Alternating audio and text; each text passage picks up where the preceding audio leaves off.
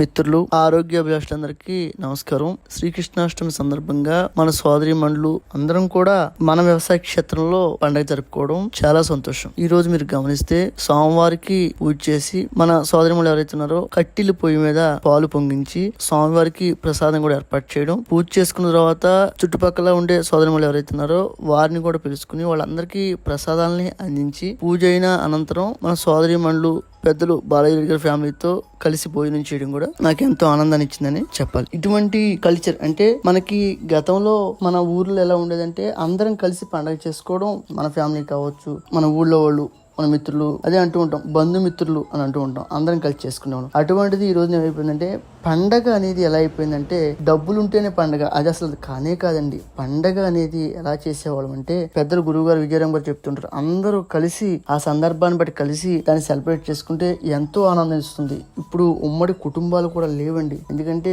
నాది నాకే నీది నీకే అనే పరిస్థితికి వచ్చేసారు చాలా మంది. ఇప్పుడు సోషల్ మీడియాలో పెద్దలు విజయరామ్ గారు కానీ చాలా మంది మిత్రులు, మా బోటి వాళ్ళు ఇట్లా కలిసి ఇలాంటి ఏర్పాట్లు చేసుకుంటున్నప్పుడు చాలా మంది మేము కూడా వస్తామండి, మమ్మల్ని కూడా పిలుస్తారని అడుగుతున్నారు. చాలా సంతోషం అండి. మీకు కూడా సమయం ఉంటే మీ ప్రాంతాల్లో ఇటువంటి ఏర్పాట్లు చేసుకుని పండగ అనేది ఎలా చేసుకోవాలి అని మనం చేసుకోవడం కాదు, మన మిత్రులకు కూడా చూపించే ప్రయత్నం చేయాలి.